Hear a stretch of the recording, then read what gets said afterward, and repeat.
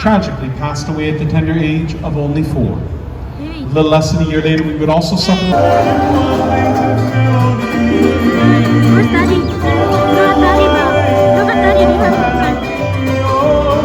It's just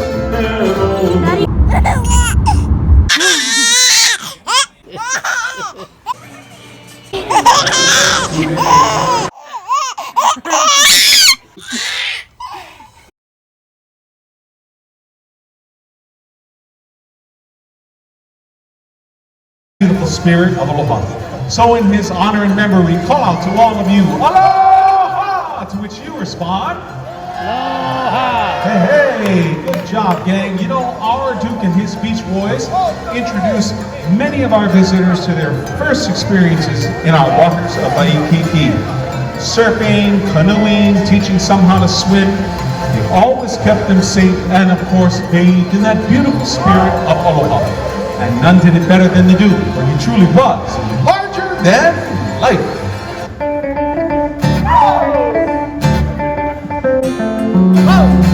Grand Father Neptune awards the golden medal to Kahanamoku, the crown he will always wear. King of swimmers, famous of the sea, mermaid beauties keep him company. So, Kahanamoku, the pride of all the Vikings, surfing on the Lani, a fairy like a banu. You would think a moment he wore a feather garment. Hawaiian, Kahanamoku, the idol of the Vikings, swimming in the ocean without the slightest notion that he'd become Lani throughout the Hula. King Kamehameha conquered the island through Kahanamoku. He simply conquered all the waters and became the king of swimmers. Oh, Kahanamoku, the pride of all the Waikiki, surfing on the Lani, a fairy like a manu. You would think a moment he wore a feather garment. King Kamehameha conquered the island through Kahanamoku. He simply conquered all the waters and became the king of swimmers. Conquered all the waters and became the king of swimmers. Kahanamoku, the pride of all the Waikiki, surfing on the Lani, a fairy like a manu. You would think a moment he wore a feather garment.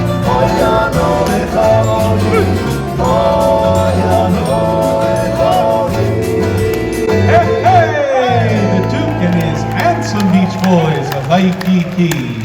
Thank you, gentlemen. Here at our marketplace, we have always had the privilege and honor of presenting some of the best entertainment to be found in all of Waikiki. In the early days, such famous names as Martin Denny, Kui Lee, Auntie Genoa Kiawe, you name it, the who's who of Hawaiian entertainment all performed here at our center. The true star, though, of Hawaii has always been its hula, its dance. And there are many genres in our hula, but one in particular, the hapa haole, became well known around the world, for you see, it caught the eye of Hollywood. Once it happened, well, the rest became part of our hula history. Our lovely hula maidens return in the telltale costuming of that era, the cellophane skirt, designed to shine in Hollywood lights. Enjoy our starlets tonight. Long time in tropical climb where they do the hula hula dance. I fell in love with this tropical love while doing that funny funny dance. This little kid, well, she never did been loved before, so I made up my mind I'd struck find the only girl that ever adored. However, will I love a pretty little hapa haole hula girl with her naughty little big old hula girl. She can surely make a big old hula girl with our little love you someday. Hula makes little hapa haole girly by. All the time I've been dreaming of her, a hapa haole hula girl. My little hula girl has gone. She's no longer alone on the beach at Waikiki. I combed the beach and watched her she rolled upon. As I looked around as far as I could see, oh, she flew to the east and she flew to the west. But I'll get no rest till I find her back in my little crash and I wonder where.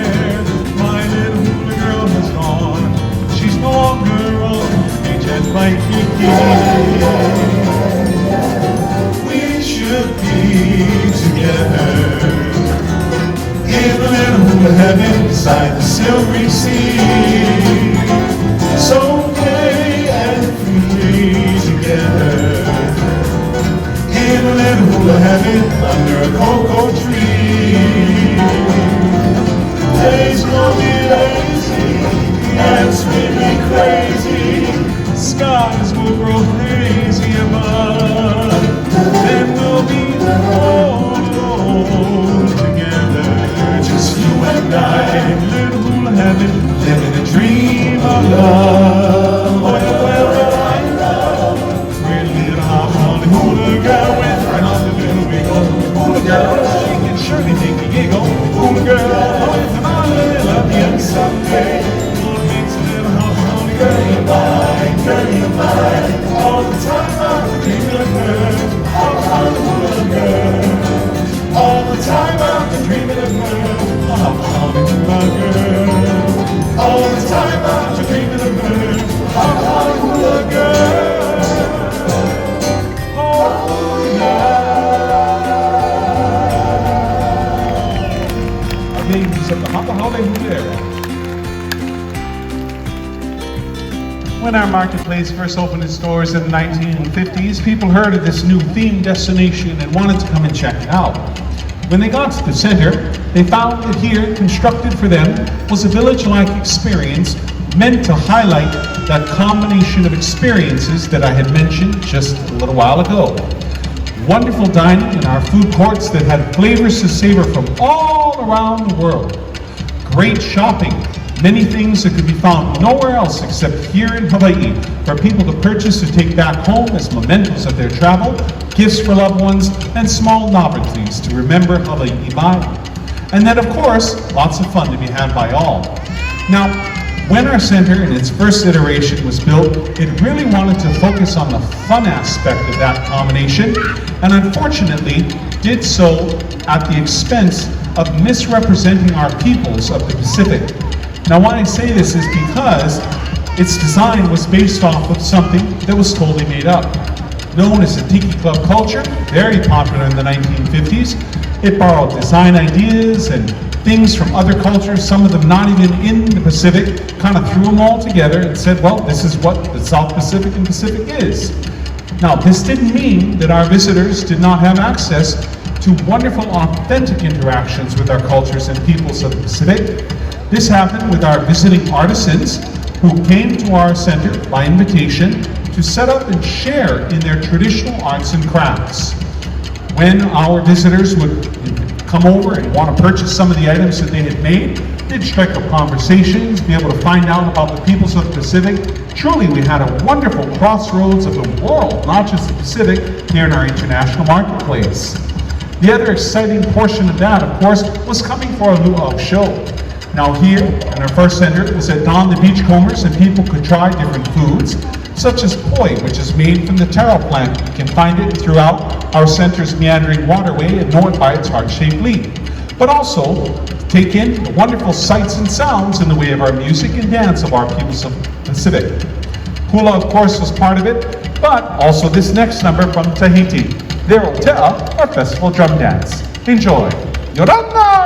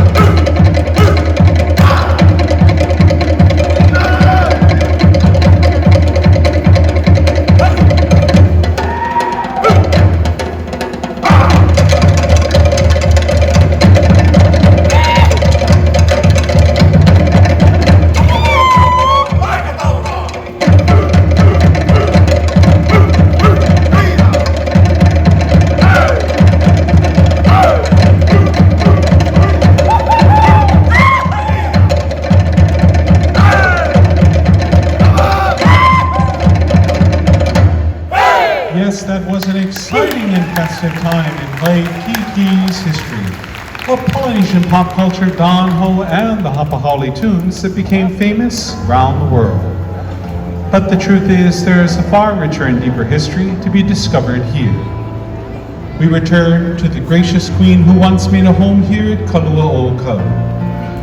Queen Emma Kalale'o was born on January 2nd of 1836.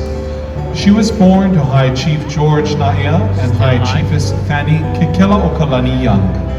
Both of her parents descended from the Kamehameha House of Nobility. As it was a custom in her time, Emma was hanai or adopted by her mother's sister, High Chiefess Grace Young Rook, and her husband, Dr. Thomas Rook. Emma grew up assisting her father in his medical practice, a work which later would inspire both herself and her husband, the king, to give her their personal time, monies, and lands to begin the Queen's Hospital, today known as the Queen's Medical Center of Hawaii. With its sole mission of providing health care for the people, the Queen wanted to ensure that this gift of ola, or life, would continue long after her oa on this earth had ended and she went on to the spiritual realm to rejoin her husband and son.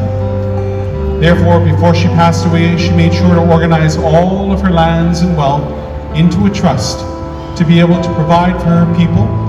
And so this trust, with lands such as these beneath our center, providing rental income to this day, help to give this gift of ola, this gift of life, to their people. We honor this legacy every evening. The presentation of our Queen, and this evening representing our Queen is our very own lovely Leilani. Ladies and gentlemen, I present to you Her Majesty Queen Emma Kalale'o.